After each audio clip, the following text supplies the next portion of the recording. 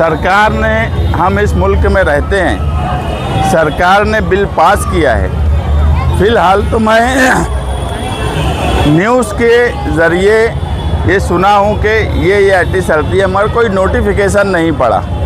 अभी तक ऐसा कोई नोटिफिकेशन नहीं आया, मैं नहीं देख पाया कि जिसमें वंदे मातरम अब हर जगह पढ़ना चाहिए।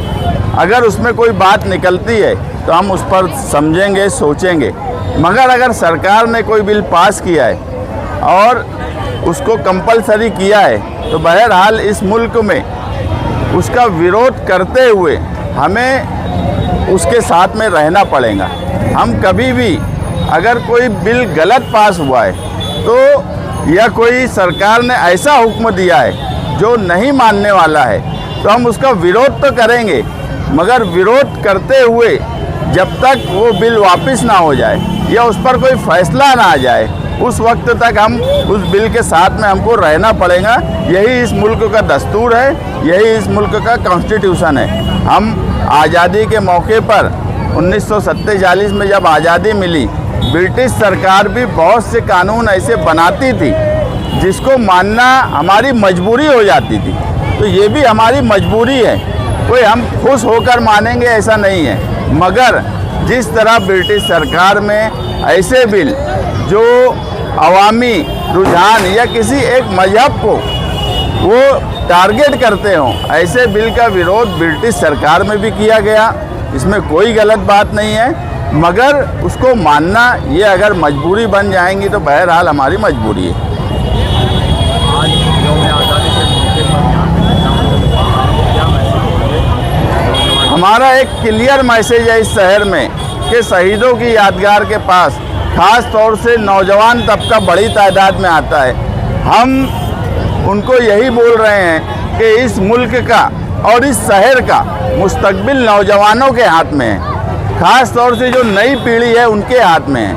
आज हर एक बात को समझना नौजवानों के लिए बिल्कुल आसान है। अब वो सुनकर नहीं समझते, वो मोबाइल में और हर पूरी दुनिया को देखकर वो अपनी सोच बना रहे हैं। उनको इस शहर को भी देखना होगा कि इस शहर में कौन उनको डराकर हिकमत अमली के नाम पर जीना सिखाता है और कौन उनको दबदबे के साथ जीना सिखाता है। हम इस शहर की तामीर और तरक्की के साथ साथ फिरका परस्तों और एक रंग के खिलाफ हमेशा से रहे हैं और नौजवानों को भी हम यही पैगाम देते हैं कि इस मुल्क की तिरंगी सोच है, हमारे शहर की भी तिरंगी सोच होना चाहिए। एक रंग की सोच ना इस मुल्क की है ना हमारी है।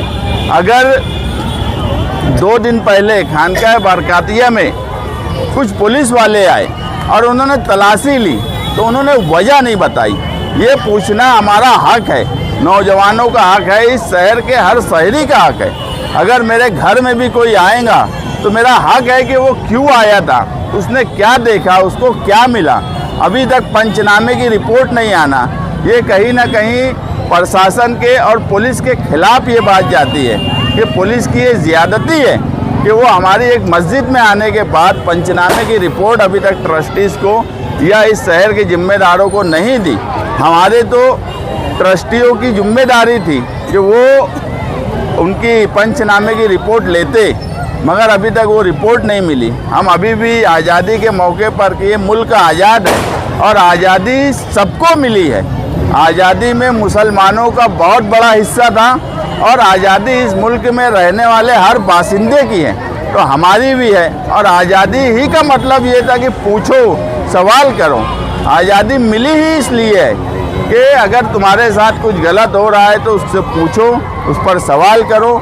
मेरा अभी भी सवाल मैं छोड़ कर जाऊँगा कि जिस तरह की पुलिस कार्रवाई थी वो इस शहर को मालूम होना चाहिए कि पुलिस क्यों आई थी और किस लिए आई थी और उसको क्या मिला।